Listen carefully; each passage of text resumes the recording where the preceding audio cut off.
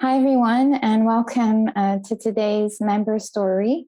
We're featuring a member from the Trend Atelier community, and today I'm really excited to have Nalini Arora. I've known Nalini for 16 years now, and Nalini is a footwear and accessory design consultant based in LA. So she basically designs shoes, bags, and small leather goods for brands globally. And she's always been a big inspiration of mine in terms of her entrepreneurial spirit and her amazing creativity. Nalini is an amazing illustrator as well. And the interesting thing about Nalini's work is she also has a really strong sustainability focus. So essentially, Nalini, you help brands really tell their story and bring their ideas to life through an ethical approach. And I just want to add before, we hear more about your story that you're also known as LA Shoe Girl. You started blogging years ago. You have an amazing Instagram under that name as well. And yeah, it's been just amazing to watch your journey. And I'm really, really thankful as well because you've always really, really in my work from the very first day that I started out as an independent forecaster and futurist myself. And we love the perspective you bring to the community. And I just want to say one last thing, which is Nalini is just amazing. She's such a powerhouse. And she also launched a paper goods business this year because, like I said, she's an amazing illustrator. And that's also called La Shoe Girl, or you could call it LA Shoe Girl because Nalini is Los Angeles based, but we also call it La Shoe Girl. So, Nalini, could you just tell us a little bit more about your work and just your journey? Thanks, Geraldine, for a lovely introduction. Yeah, I started to freelance in 2005. I decided that I was a little tired and burnt out of just working in-house for brands. And at that time in LA, there was just it was like sneaker and surf culture.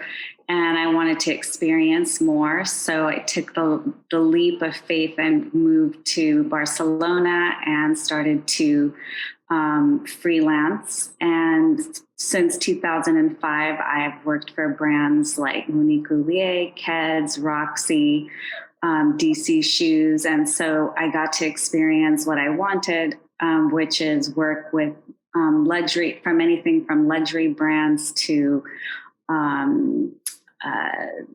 first cost business like a Payless, and then do mid-tier brands like a Roxy or DC. So it's been a great learning experience for me to have all types of footwear experience. I've also worked and design accessories, bags, and small leather goods. And in 2019, I decided it was time to, I was just getting a little bored doing the same old thing, designing that block heel shoe for a brand. And so I decided I wanted to focus on sustainability and work with brands that had a real story to tell.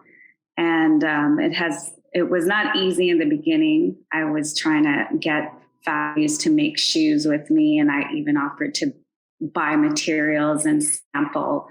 And I got rejected, but I just kept going on and writing about it on my blog. And all of a sudden, the factory started to reach out and refer me out because I had access to all of these materials that I had purchased. And so since the beginning of 2020, right before the pandemic, I started to work with brands globally in creating shoes that were, had an ethical, responsible approach. Yeah, I love your journey because I remember you telling me I'm getting all these swatches, I'm investing in them. I have to, these are like really expensive samples, but I have to show, and I also have to feel what this cactus leather looks like or what this type of material looks like. And you're just really, really persevered. And I love the way also in LA Shoe Girl, you always have these like mood boards and the way you curate the information. Like you're not just a technical expert really looking at the materials. You just are always so great at making your work very aspirational and just presenting everything beautifully. Like I just think you have exquisite taste, and it's been great having your perspective as well in the community, because we have quite a few designers, but we also have a lot of people who don't necessarily have a background in design, and having that mixture of people who are in sort of the cogwheels of making and working with factories, et cetera, working with brands who have cost margins and all that stuff. And how do you reconcile that with sustainability and all the things we try to approach in the community, as we're like at such a huge time of change. So it's been great having your perspective.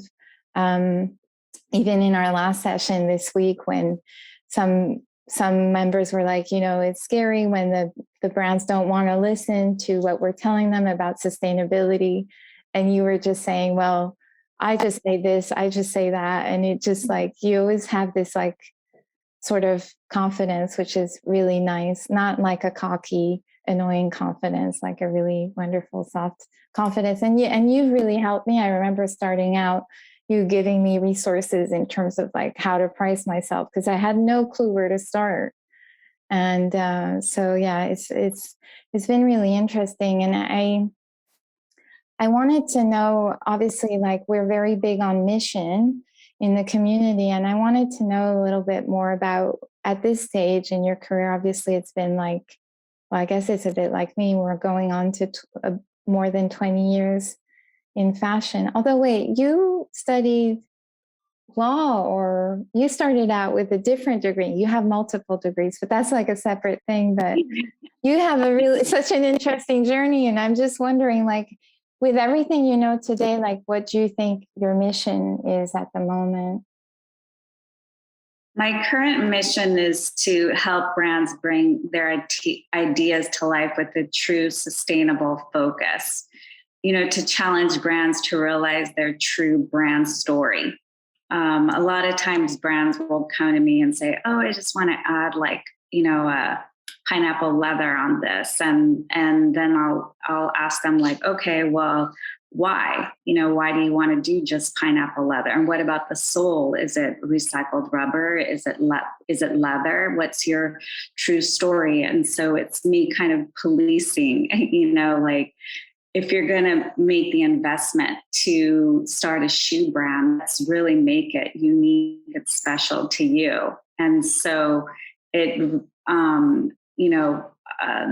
through that, because not only do I want them to create something unique that nobody else has out in the marketplace, but then I also have the journey of learning myself and talking to different suppliers and factories, and they're even excited to try, like a PETA friendly sole at a leather, at a factory in Italy that only makes shoes for Chanel or Manolos, and then they're excited for us to try this, same exact dressy heel, but with a vegan outsole. And so it's challenging not only the brands, but also factories and suppliers to like, let's create, a product that has a sustainable, ethical, and responsible approach to it. And through this process that I've been going through,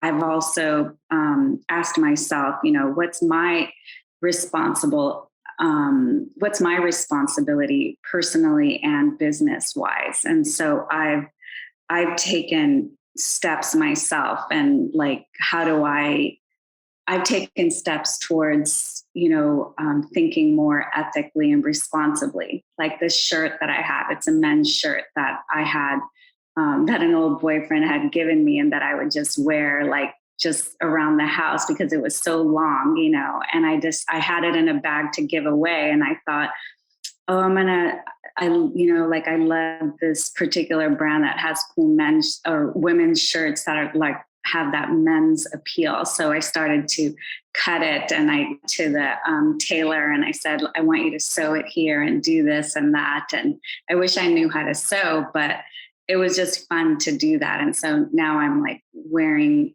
I'm being more responsible with my purchases, being more strategic, and also seeing how I can utilize things, apparel, footwear, and small leather goods that I could keep using in a different way. Yeah, I think that's what's like when you're trying to teach people, because even though these are your clients, you're essentially teaching them and coaching them, you're educating them, because in the US, the market you're in, there are amazing brands that are doing sustainable work. But on the other hand, the mass market hasn't caught on quite as much as Europe, where like places like France are really putting in place very strict regulations, although it's still not enough, but we're a little bit more advanced in that journey in our part of the world. And so when you're trying to teach, you have to, practice what you speak, because I find it with myself. Like today I was updating a lecture in my course, and looking at time management, and looking at the advice I give to people about taking a break, active sitting, and I'm like, oh, I'm not doing enough of this. Like I'm telling people to do it, but I need to get back into doing it a lot. Like sometimes you just have to remind yourself, and leading people really help. Well, hopefully, ideally, would help with that. But no, that's great, because actually, I think you're in a privileged position in some ways, because when it comes to the future of sustainable fashion, with clothing, many of us may end up being able to rework garments like the way you just did, but footwear is not the same. So you can really tell an amazing story around footwear repair and reuse for brands. And you're in a privileged position, because since you also work with new brands, you can really start from scratch. It's harder with the bigger brands. But, Yeah, it's definitely, I have a couple of shoes that I'm trying to figure out what to do with them. And so I've been doing a little bit of research online, trying to like just get different ideas. I see a lot of it with sneakers, but not a lot of it on dress shoes. And so I have some ideas, and I'm going to try. I mean, it's hard because sometimes you try these ideas and then they don't work out, and then you're like, oh, I have to like throw it out or something. Yeah, I guess it's part of the process. But like in your journey to making these changes in your business, or just in general, like also you've launched a business this past year, like can you tell us a bit more about the sort of uphill battles, or the challenges that you experience? With the consulting, or with the paper goods, or both, or all of it, I guess. I guess I should specify, maybe with redirecting your consulting business, or just like in general, like, yeah, perhaps start with the consulting.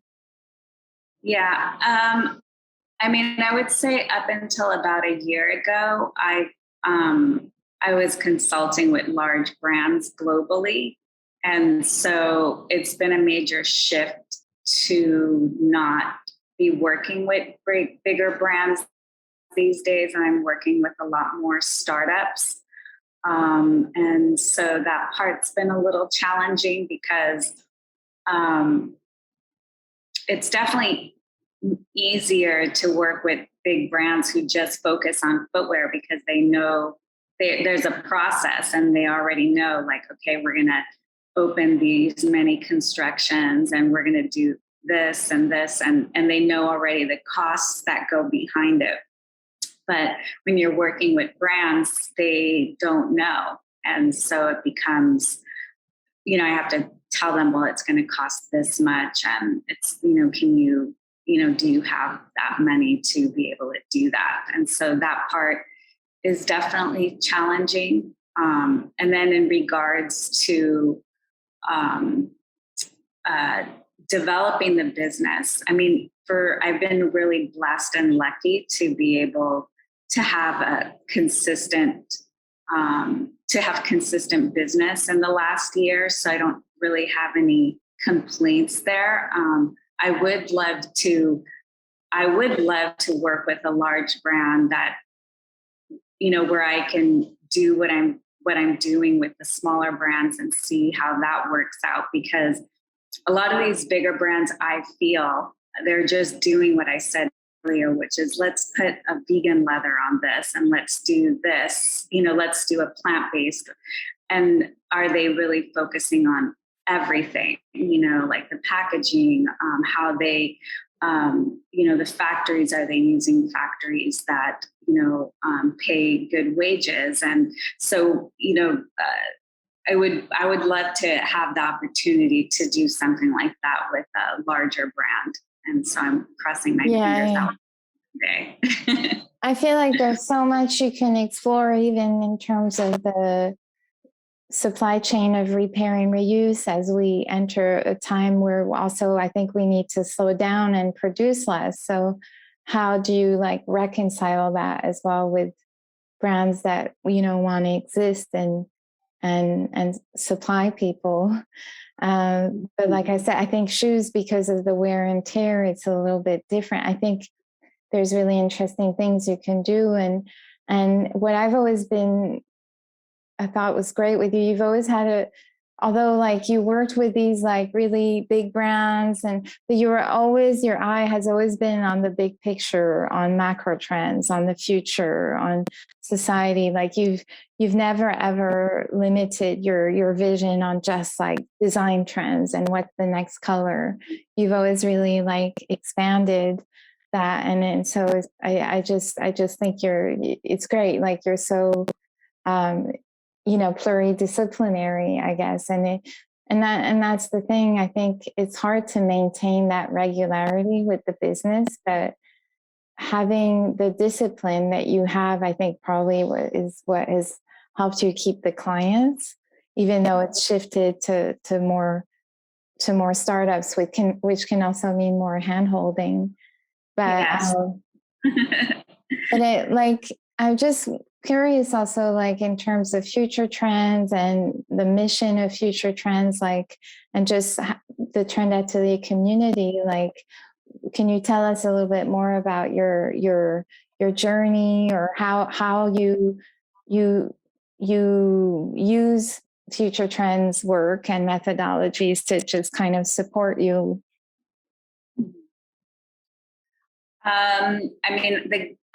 I really enjoy being in the community, because there's not just designers, there's trend forecasters, there's teachers, there's different creatives. And so when we're in our group and we're sharing our thoughts, I love hearing the different perspectives.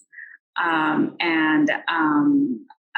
love to learn from those perspectives, and it gives me an opportunity to challenge myself and question myself about how I approach things. It's also a bit of a checkpoint for myself, oh, am I getting lazy here? I think, and as a designer, and I'm sure you can relate to this, but sometimes as a designer, you're rushed to do things, and so your research kind of goes to the wayside, or you have to do it quickly. And so that being part of a community gives me kind of just reminds me, when I do more careful, thoughtful research, I personally will be better for my clients.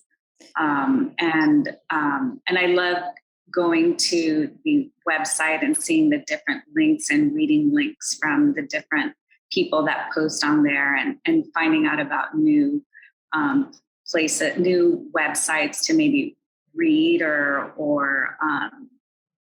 information ideas. So, yeah. No, that's great to hear. I guess because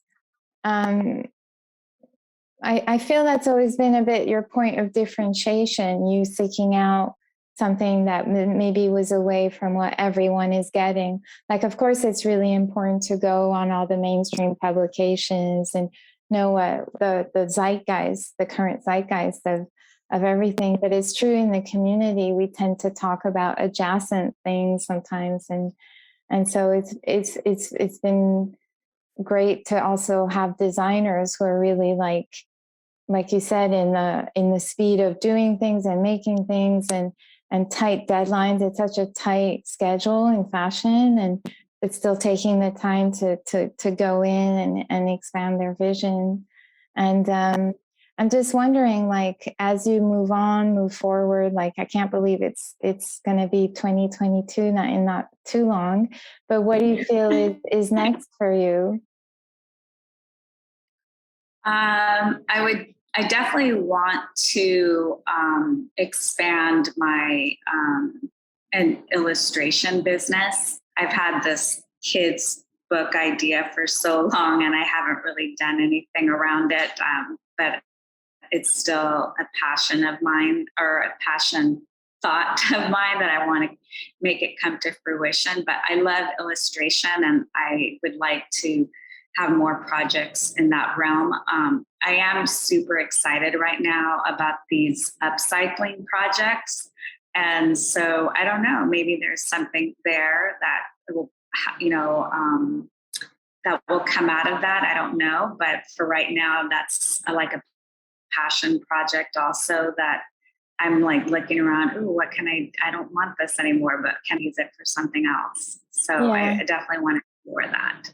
You should share the journey, like document it and put it in our space in the community. You know, the space which is called Be in the World, where some people post about planting, microgreens and different things. Like, it'd be awesome to see what you've been up to. And actually, like, I was thinking with the book, because I have to say, you've been talking about this book for a long time. I think I was still living in Los Angeles when you were talking about this idea. So I feel like it's time.